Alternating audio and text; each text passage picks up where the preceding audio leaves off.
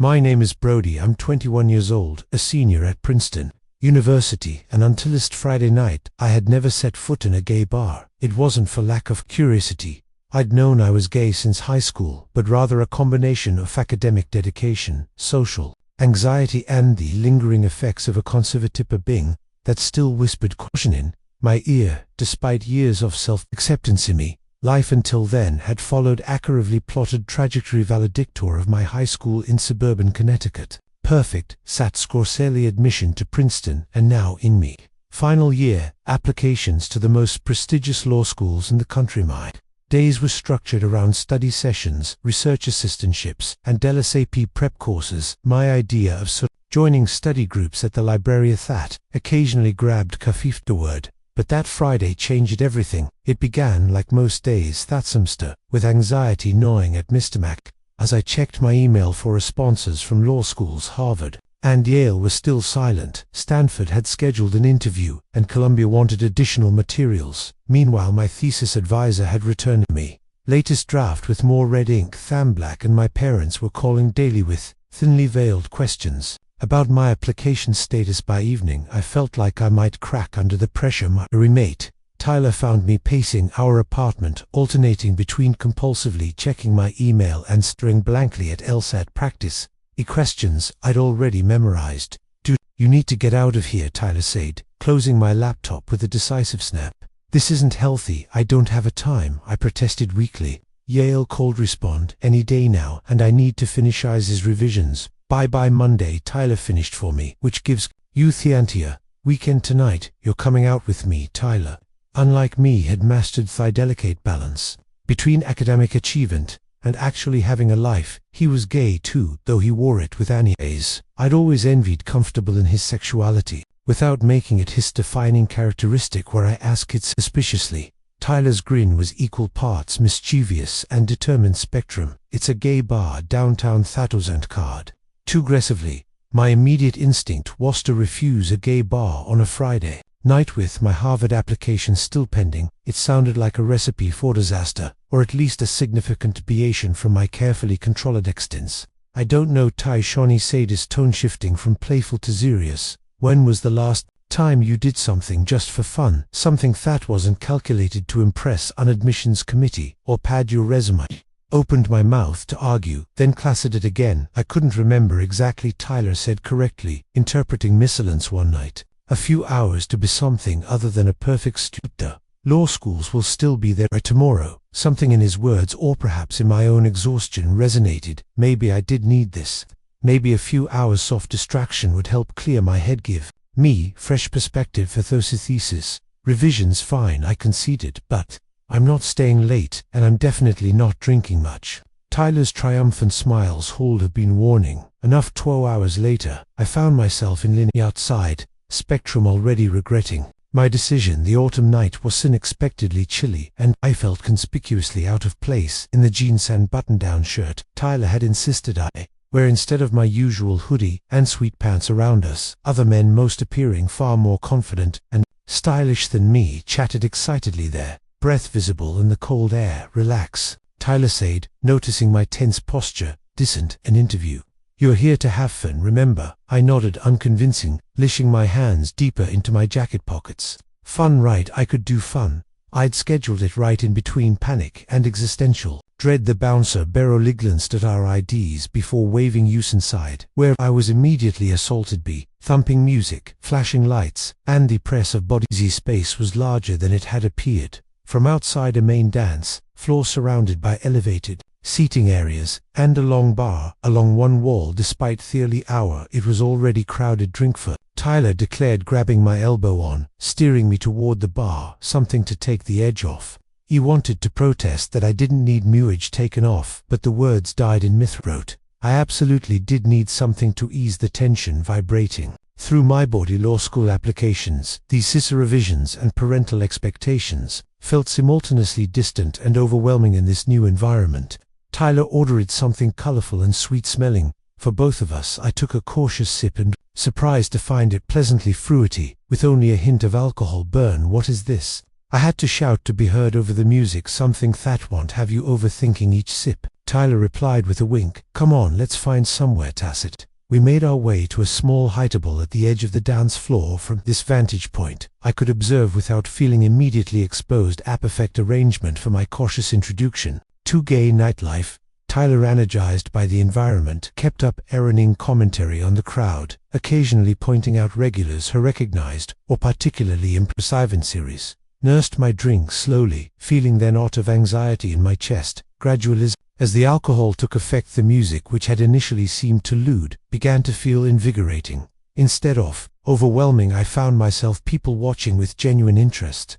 Rather than apprehensions, one drink became two, and I was surprised to realize I was actually enjoying myself, not thinking about law school for even 30 minutes. Felt liberating. Had just begun to consider Tyler's suggestion that we join the dance floor when he suddenly straightened, his eyes fixed on something across the room. No way, he breathed. Carlos is here. I've been trying to talk to him for weeks. I followed his gaze to see a handsome man with close-cropped dark hair leaning against the bar. Go, I encouraged, partly because Tyler's interest was obvious and partly because I was still hesitant about dancing. You sure? Tyler asked, already half out of his seat. I don't want to abandon you on your first night out. I'm fine, I assured him. I'll finish me drink and maybe work up the Carajito dance. Go get his number. Tyler squeezed my shoulder gratefully before disappearing into the crowd, leaving Melone at our table. I wasn't worried. This canned drink had dulled my anxiety to a manageable aim, and there was something freeing about being anonymous in this crowd. No one here knew me as Sean, the perfect student, the law school candidate, the perpetual overachiever. I could just beam whoever that was. I was contemplating this novel concept when I became aware of someone approaching my table. Looking up, I found myself staring into the most striking blue eyes I'd ever seen. Mind if I join you? The stranger asked, his voice somehow carrying clearly desperate music. You look like you could use some company. He was tall, several inches taller than my own 510, with Giselle's dark blonde hair and a jolly neck belonged in a men's fashion magazine. He wore a simple black t-shirt, clung to impressively broad shoulders, dark jeans, and an easy confidence that made my mouth go dry. You sure? I managed, gesturing to Tyler's vacated seat. My friend just went to talk to someone. Lucky me, he said, sliding on stool with fluid grace. I replied, suddenly very aware of me own awkwardness, in contrast to his self-assurance. First time here? Jack asked, though his tone suggested he already knew the answer. I considered lying but quickly abandoned the idea. Is it that obvious? His laugh was warm, not mocking. A little. You have that deer in headlights look, but you're hiding it well. He leaned in slightly. What brings you out tonight? Stress relief, supposedly. I admitted, the alcohol making me more candid than usual. My roommate thought he needed a break from everything. Everything, Jake repeated, raising an eyebrow. Sounds heavy. Law school applications, I explained, then immediately regretted it. Who talked about graduate school applications at ABBA? Sorry, that's probably the least topic imaginable. I don't know, Jake said, his eyes never leaving mine. Depends on who's talking about it. Tell me more about Sean, the stressed law school applicant. There was something in his manner, a genuine interest beneath confident exterior, that made me want to talk to him. Maybe it was the alcohol, the temporary escape from my usual environment, or simply those blue eyes that seemed to see right through me. Whatever the reason, I found myself opening up. I told him about my thesis, the mounting pressure I felt to maintain the perfect trajectory been following since high school. He listened attentively, asking insightful questions that suggested he actually lectured about my answers. In turn, I learned that Jake was 25, worked as a graphic designer for a local advertising agency, and had graduated from Rutgers 3 years earlier with a degree in visual arts. He lived alone in an apartment downtown with a cat named Pixland Arbord, a secret passion for vintage arcade games. So, now you know my deep dark secret, he said after describing his collection of restored Arcadeca Bennetts. Your turn. What does Sean Dowen? He's not trying to impress law school admissions committees. The question caught me off guard. What did I do for fun for myself? I struggled to an answer that wasn't related to academics or career preparation. I read. I finally offered, and I run sometimes when I have a time. Jake's expression was thoughtful. What do you read when you're not reading for school? Another unexpected question. Science fiction. Mostly, I admitted, though I haven't had much time for it lately. Who's Your favorite author, Ursula K. Le Guin, I replied without hesitation. The Left Hand of Darkness changed my perspective on gender and society when I was 16. Jake's face lit up. Excellent. More of a Bradbury fan myself. Bottlegin is brilliancy. There's more to you than illicit. Scores something warm and fold in my chest that had nothing to do with alcohol. When was the last time Simeone had asked about my interestro? Then my achievements when her Danian cared about the parts of me that weren't quantifiable on a resume. Our conversation flowed easily, moving from books to films to travel. Dreams I barely noticed. When Tyler returned briefly to tell me he was leaving with Carlos giving me a significant thumbs up behind Jake's back before disappearing again, I didn't even check my phone when it vibrated in my pocket. Probably an email, a professor, or another check-in from my parents, but for once I did not care. Do you want to dance?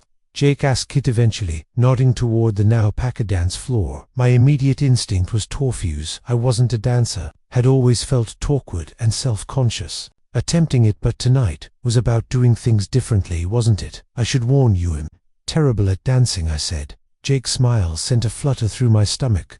Perfect. I love terrible dancers. They're usually the most fun. Before I called, he was leading me by the hand toward the dance floor. The crowd had thickened considerably while we'd be entering and navigating through it required pressing close together. Each point of contact, his hand and mine hissed briefly against my back as we squeezed past a group sent small electric currents through my body on the dance floor. Jake moved with the same easy confidence he displayed at Urtball. I predictably felt stiff and uncertain, hyper-aware of my limbs and the surrounding bodies. Sensing discomfort, Jake leaned in close, his lips almost brushing my ear. Stop thinking, he said, the warmth of his breath sending a shiver down my spine. Just feel the music. No one's watching, I promise. Toadman straight, he placed his hands lightly on my hips, guiding me into the rhythm of the song. The contact was both steadying and exhilarating. I forced myself to close my eyes to let the music wash over me, to focus on the sensation of Jake's hands and the energy of the crowd, rather than my ounce of consciousness. Gradually, I felt myself loosen up. The combination of alcohol, the pulsing music, and Jake's encouraging presence allowed me to let go in a way I rarely experienced when I finally opened my eyes again. Jake was watching me with an expression that made me breath-catch appreciation mixed with something more intense. "You're a fast learner," he said, moving closer so that our bodies were nearly touching. I wasn't sure if he meant dancing or something else, but I found myself responding to the implied invitation, closing the remaining distance between us as we moved together outside world. My applications, mythoses, my carefully constructed future seemed to recede entirely. There was only the music, the heat of the crowded dance floor, and Jake's body against mine. I'm not sure how long Wednesday time became fluid, measured only in songs, and the increasing boldness or four movements when Jake's hands slid from my hips to the small of my back, drawing me closer still. I went willingly, and when his lips finally met mine, in occasions that tasted of whiskey and possibility, I responded with an enthusiasm that surprised us both. Thekus deepened his tongue, teasing mine as his hands explored my back. I found myself pressing against him, my own hands tangling in his hair, all previous hesitation tongue. It was liberating, intoxicating, this connection with a beautiful stranger who seemed to see past my carefully constructed facade, to something more authentic beneath. When we eventually broke apart, both slightly breathless, Jake's pupils were dilated. This expression, a mixture of desire and something that might have been surprise. "Do you want to get out of here?" he asked, his voice lower than before. "My place is only a few blocks away." Under normal circumstances, I would have either thought this proposition endlessly, I would have weighed the pros and cons, considered the potential consequence, probably talked myself out of it entirely. But tonight was a normal circumstance. Tonight was about escaping the pressure cooker. My life had become about being something other than the perfect student for a few precious hours. "Yes," I said, surprising myself with hesitancy in my voice. "I'd like that." Thackle night air was a shock. After the heat of the dance floor, Jake took my hand as we walked, his thumb tracing small circles on my palm that sent up my arm. The streets were busy with Friday night revelers, but I barely noticed them. My attention entirely focused on the man beside me, and the anticipation building in my chest. Jake's apartment was on the third floor of a converted industrial building, a large open space with exposed brick walls, tall windows, and an eclectic mix of modern and vintage furniture. Truetto, his word, a sleek black cat, appeared intermittently, regarding me with suspicious yellow eyes, before allowing Jake to scratch behind its ears. That's Pixel. Jake said, don't take it personally if she ignores you. She's very particular about new people. Your apartment is amazing, I said, taking in space. One wall was dedicated to his promised arcade game collection, 3 fully restored cabinets, glowing with Stanby lights. Another featured framed vintage concert posters that I suspected were original, not reproductions. It was a space that reflected personality and passion rather than strategic life planning. Thanks, Jake replied, moving to a small kitchen area. Can I get you something to drink? Water, beer, wine? Water would be great, I said, suddenly aware of how thirsty dancing had left me. Jake filled 2 glasses from a filter-red pitcher, his movements casual but graceful. When he returned, he handed me own glass before gesturing toward a comfortable-looking couch. Make yourself comfortable, he suggested. No pressure, by the way, we can just talk off. That's what you want. The consideration in his offer touched me despite the obvious attraction between us and the clear direction the night had been heading. He was giving me an out archance to reconsider. Now that we were alone together, I took a long drink of water, using the moment to gather my thoughts. The sensible, cautious Sean Thean, who had mapped out his entire academic career with precision, would probably take that out. But tonight wasn't about being sensible or cautious. Tonight was about discovering the persona existed beneath all those carefully laid plans. Setting my glass down, I closed the distance between us and kissed him, not with the heated urgency of our dance floor embrace, but with deliberate intention. His response was immediate, one hand coming up to cup my face, while the other settled at my waist. What followed was both fumbling and graceful, awkward and perfect. Jake led me to his bedroom, a space as thoughtfully arranged as the rest of his apartment, with a large bed dominating the center.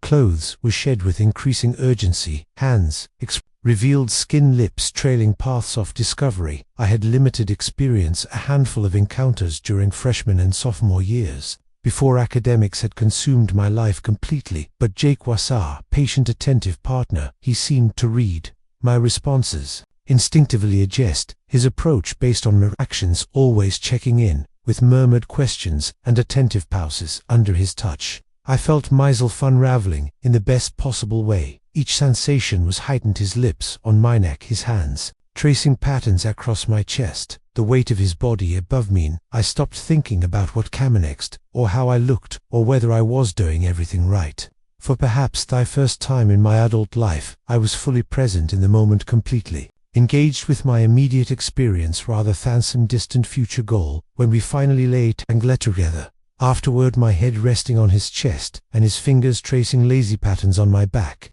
I felt a strange combination of satisfaction and this night, this brief escape from the relentless pressure of my normal existence, would end soon. Tomorrow would bring thesis revision, supplication, status checks, and the return of constant anxiety. I can hear you, Jake murmured, his voice rumbling beneath my ear. Already planning your escape? I propped myself up on O'Neill's bow to look at him.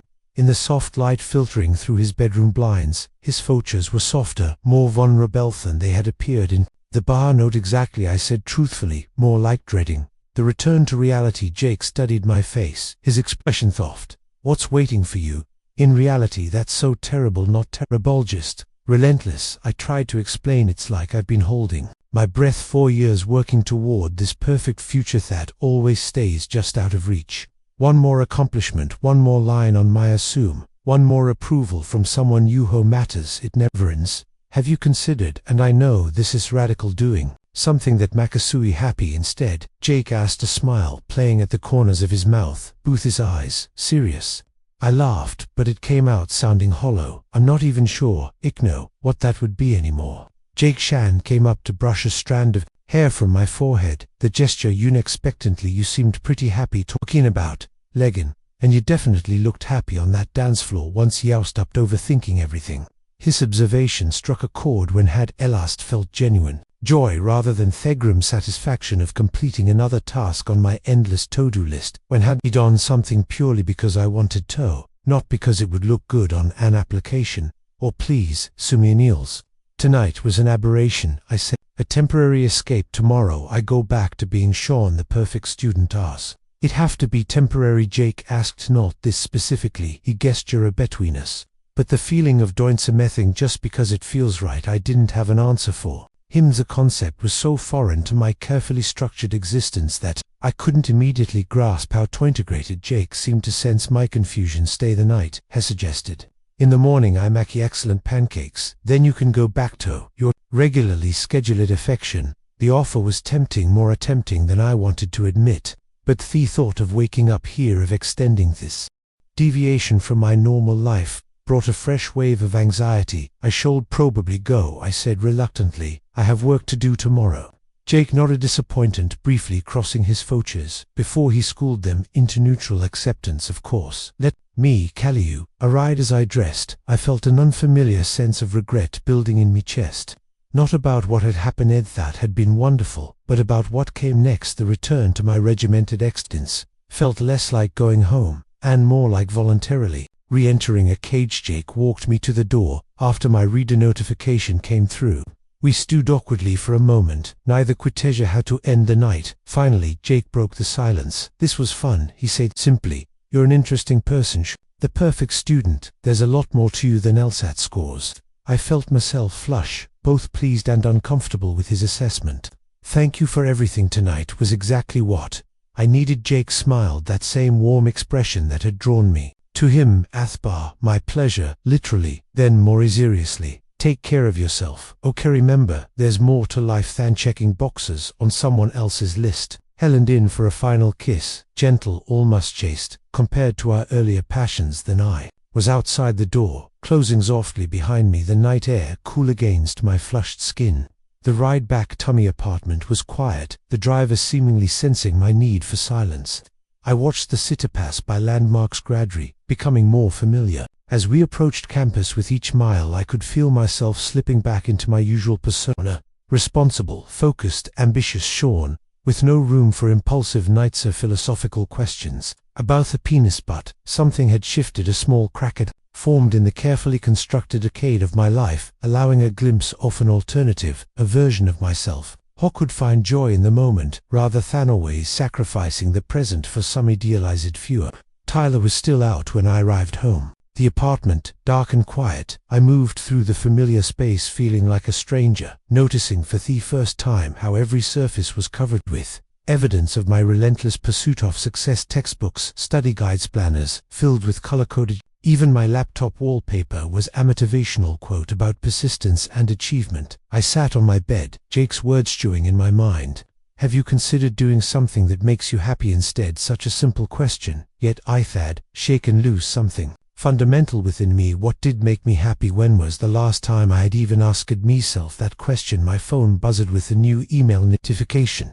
Automatically I reached for it, expecting another update from a professor, or perhaps a law school instead. I found a message from an unfamiliar address. The subject line read simply, "In case you want pank." I opened it to find a brief message. Sean, I put my number in your phone while you were getting dressed. No pressure to use it, but if you ever want to talk, Louine dance terribly, or just take a break from being perfect. I'm around. Jake. P.S. Pixel actually seemed tall like you, which is unprecedented for first meetings. She's an excellent judge of character. I found myself smiling at the screen, a warm feeling spreading through my chest. I hadn't noticed him adding his contact, but now I checked my phone and found Jake's Spectrum in my contacts list. For a long moment I stared at his name, my thumb hovering over it. The sensible thing, the perfect student thing, would be to thank him politely for a lovely evening and explain that I needed to focus on my applications and thesis, to file the night away as a pleasant memory and return to my carefully plotted course. But for once I didn't do the sensible thing. Pancakes sound great, I typed. Maybe next weekend after I finish my thesis revisions. It was a small step, hardly a radical life change, but as I pressed send, I felt a weight lift from Miss Holders. One night might have been an aberration, but perhaps it could also be the beginning of something new.